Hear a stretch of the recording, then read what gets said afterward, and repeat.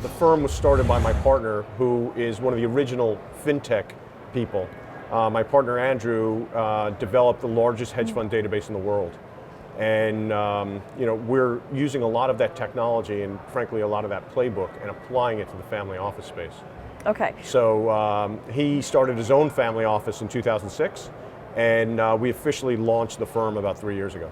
Now, what is a family office? So a family office is a family that's made a substantial amount of money, usually a minimum of $100 million.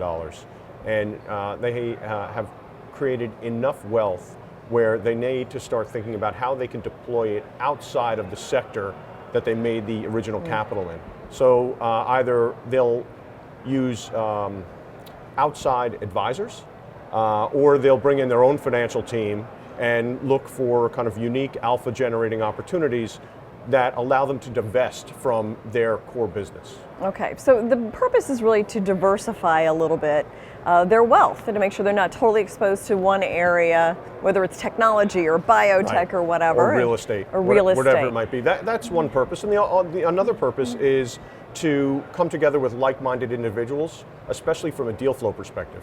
One of the ways we break up our national network of family offices is we have regional family office associations in almost every money center around the country.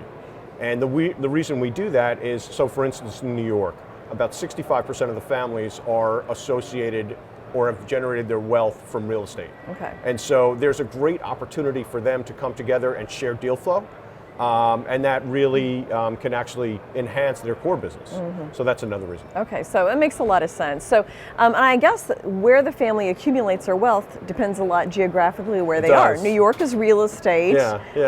I know there's a San Diego office. Would that be biotech? There's a lot of biotech. Okay. San Francisco's a lot. Now, that's not exclusive, but there is a lot. There are kind of general themes where families have generated their wealth. Dallas and Houston are typically oil and gas, et cetera, et cetera. Okay. So, now, have they built their wealth through their own companies? And do they sell the companies and then they have money to use? Or what's your typical family like? Well, I would say it's kind of split in two. So we have a number of, let's just call them old line families that are third, fourth, or fifth generation.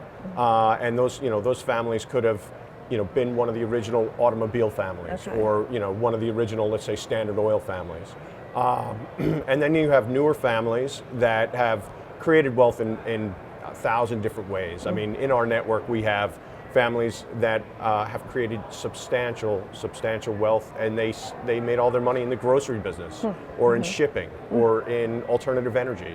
So it can vary quite widely, and it's funny because one thing that has made the families successful is they've been myopically focused on their core business. Okay. And a real reason why they want to open up the family office is so that they can now see other opportunities out there from other families, either in or in other regions around the country.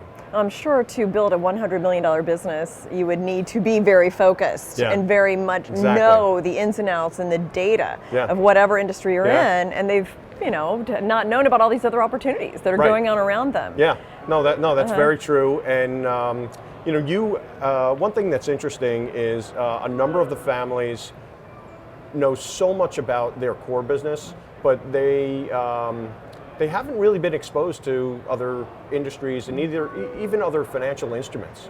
And so there's a great opportunity for strong advisors to get involved with families and really build a relationship and really help them. Now, what kind of opportunities do you present to these families? So we're hoping in 2016 that 50% of the transactions and opportunities that we bring to the families are generated from other family offices. Okay, that's our goal. Okay. And as I said, the reason for that is, for instance, if you have a family and let's say they're window manufacturers, or let's say they're in the construction space, because they are such experts in that area, nobody is more qualified to bring a fully vetted opportunity for investment to another family than this family that's been, possibly in this industry for 100 years. And so a lot of what we bring to the other family offices are one-off transactions, either sponsored by the family or non-sponsored. We'll bring them different alternative assets, maybe real estate opportunities. It could be a private equity opportunity. It could be a hedge fund opportunity. So, there are a number of different ways. And then, we also like to bring them top-tier service providers. Our mantra is we want to include not only family offices in our ecosystem, but, service providers that are high quality and can bring opportunities to families as well. So these would be what, like attorneys or accountants? Yeah, people legal, like okay. auditors. It could even be prime brokers. But what we have found, look, I have been an investor myself for well over 20 years, and if I look back, it's amazing kind of where some of my best investments have come from. And a lot of times they come from service providers that you might not normally pay attention to. But if there's an accountant and he happens to have a connection into Silicon Valley for whatever reason, it could be one of the best opportunities out there. Interesting. And they may be in a position where they can see opportunities that you wouldn't have seen otherwise. They consult for a company that does this or that, and they can say, hey, take a look at this. It also, I think, helps people kind of not miss the forest for the trees. Sure. And I think having service providers, private bankers, whatever it might be, in the ecosystem really helps families kind of get outside themselves. And listen, a large part of what they're trying to do is diversify, so it's quite helpful. So how many family offices are there in the U.S.? About 5,000. There's about 5,000 in the U.S. 5,000 families. 5,000 families that basically have wealth north of 100 million and are actually organized in a true family office. Okay. And then there's 5,000 internationally. So we deal with a lot of international families as well. We have, for every one of our geographies, right now we have 22 geographies. So we're, for instance, on the East Coast, we're in Miami, Naples, Palm Beach, Washington, D.C., New York, Connecticut, and Boston, okay? So every one of those regions has its own website, and all our websites are tagged and banded, and what it really does is it's almost like an intranet within the internet, and it brings in a ton of international families.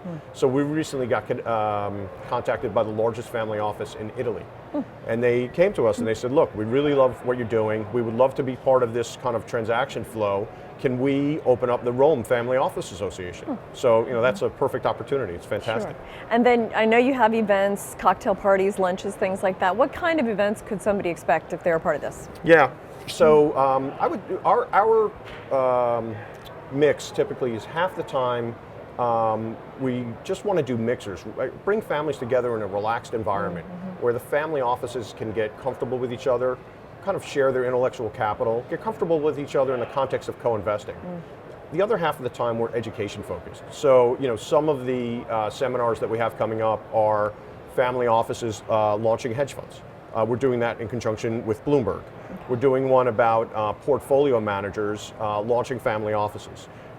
Next week we're doing in Palm Beach family offices that are involved in private equity and all the issues that they need to think about and consider prior to either investing in a private equity fund or getting involved in a one-off transaction.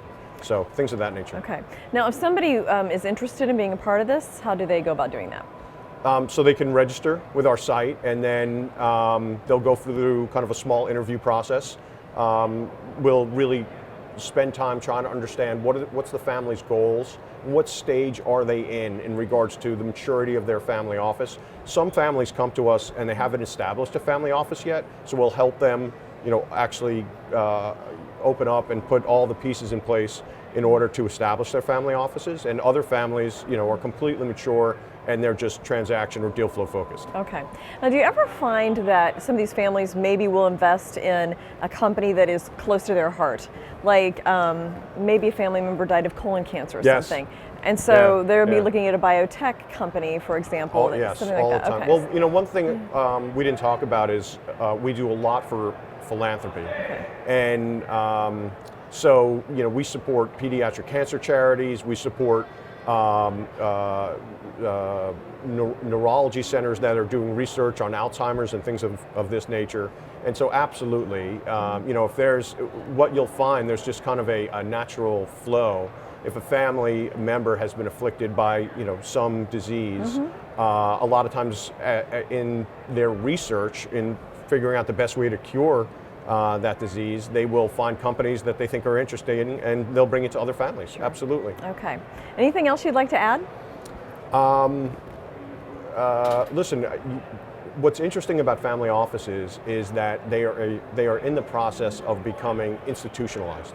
And I think there has been a long dearth of instruments out there in order to help families and in order to kind of bring families so that they're treated more like professional pools of capital. And I think we're kind of in the second inning of that, but more and more from the wirehouses all the way down to data companies and just regular technology companies. There are a number of tools and pieces that are being put in place to help families really take advantage of their organization, their family office, and leverage it. Okay. Thank you so much, Steve. Thank you.